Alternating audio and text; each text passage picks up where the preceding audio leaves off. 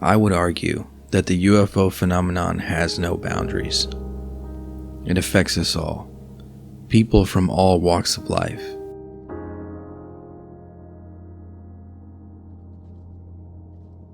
Many don't choose to have an experience. As we say in the UFO community, become an experiencer.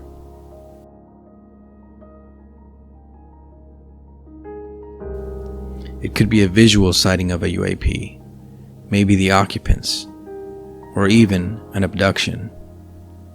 Once you've crossed that threshold, there's no turning back. Pandora's box has been opened. Better said, the lid's been torn off and thrown in your path. You have no way of closing it. And in most cases, you may have been a person that didn't even wonder, didn't look at the sky, the stars. You never thought about UFOs. If you're an experiencer or abductee, maybe your experience has left you feeling alienated, feeling different, or alone.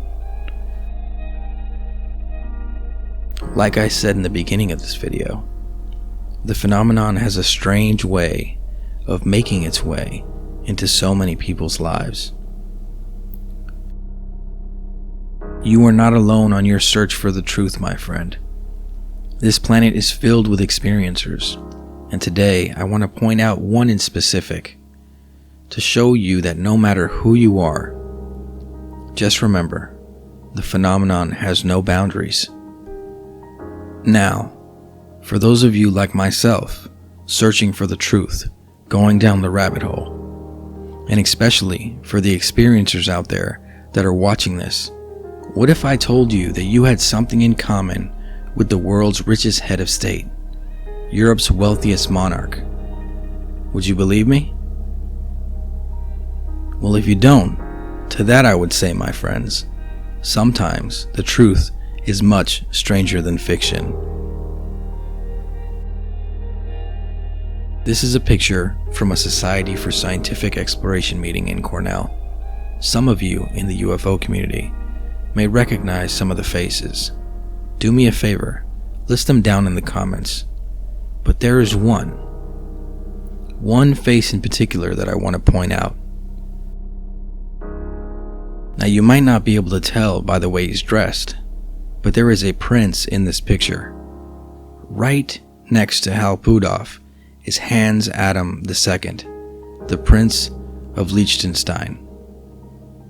Just a human like you and I, but also a believer in the phenomenon and an experiencer. In an entry of Jack Vallee's journals, which can be found in the book Forbidden Science 3, On the Trail of Hidden Truths, Jack writes about a time in the late 80s that he and his wife stayed at the prince's castle. They discussed UFOs, the paranormal, sightings the prince's family had. And Jack was surprised to see that the prince had a good understanding of the history of secret knowledge. The prince was interested in the topic. I'd say more than an average person. He was going down the rabbit hole. He was searching for the truth. You may be asking yourself, why would a prince be searching for the truth? Well, because he had a close encounter. See, Dick Haynes told Jack Vallee over lunch that the prince had described to him what seemed to be a landed UFO that he had observed from his upper garden when he was young.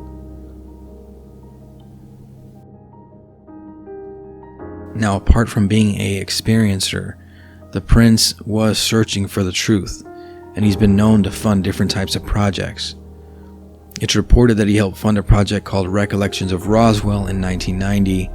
In 2002, he helped fund a unauthorized biography of Commander Cecil Beam Scott Jones. He helped fund different conferences. Basically, he was using the resources he had to try to get closer and find the truth. I couldn't find much more about the prince, but I think it's fascinating to understand that the phenomenon does not have boundaries. And when I say that, I mean it affects people of all walks of life, from professionals to academics to military, to presidents, and even royalty, and everyday people like you and me. So I hope this reminds you, the experiencer, the truth seeker, that you're not alone, and this phenomenon affects people from all over the world, and you never know who a believer is and who is an experiencer. So always, my friends, never stop searching for the truth. Thank you to my patrons, and if you support what I do, please share this video and consider subscribing.